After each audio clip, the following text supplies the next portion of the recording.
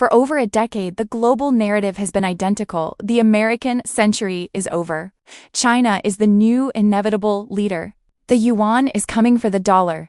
We've been flooded with images of high-speed rails, 5G smart cities, and a manufacturing machine that never sleeps. But as we move through February 2026, the cracks in that shiny exterior have become impossible to ignore. While the world was distracted by the hype, the fundamental pillars of the Chinese economy started to crumble. Hey everyone, welcome back to the ReloProfit channel. Today we're going to dive deep into this question and analyze why the global power balance isn't shifting the way they told you it would. We are looking at the cold, hard math behind why China will never actually overtake the United States as the world's dominant superpower. From a demographic collapse that no one can stop to an innovation ceiling that is built into their political system. If you are an investor, a high-skilled professional, or someone looking for the best place to build wealth and maximize your profit, you need to understand why the United States remains the only true land of opportunity in 2026. Let's peel back the layers of the great superpower myth. Let's start with the most critical factor that determines the fate of empires: people. For 40 years, China's greatest weapon was its endless supply of young, cheap labor. But in 2026, that weapon has turned against them. China is currently facing the fastest demographic aging process in human history. Because of the decades-long one-child policy, they are now looking at a shrinking workforce and a massive aging population that requires state support.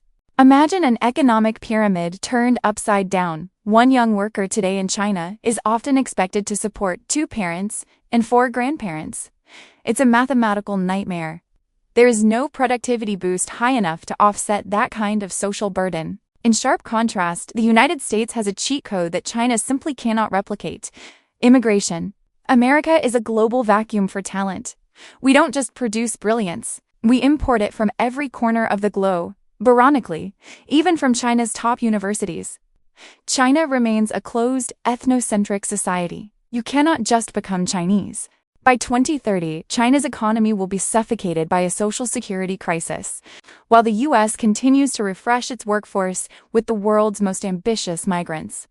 They are growing old before they get rich, and in economics, that's usually a point of no return. China is world-class at taking an existing idea and making it 10% cheaper and 20% faster.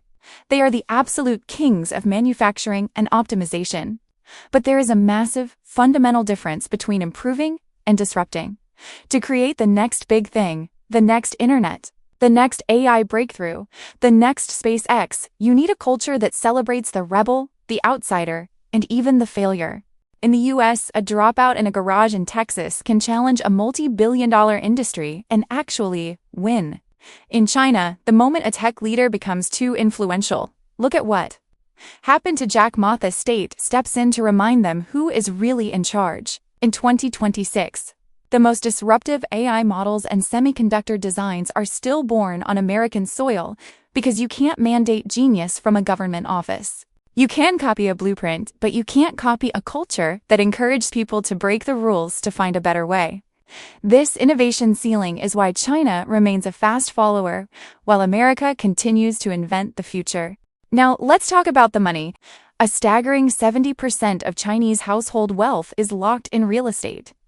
For years, the government artificially pumped up GDP by building ghost cities. Cities meant for millions that today, in 2026, sit empty.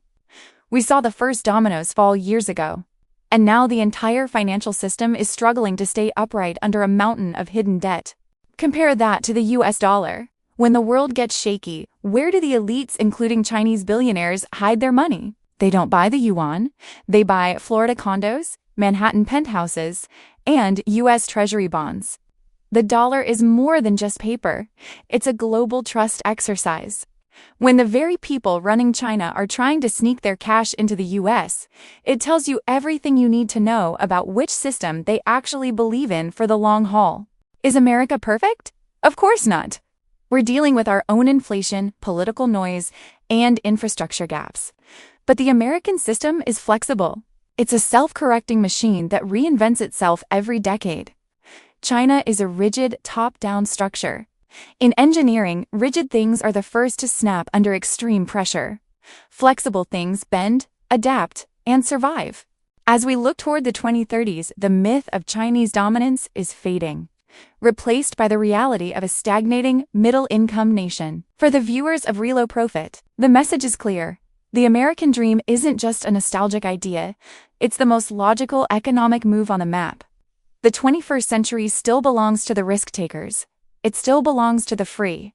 It still belongs to America.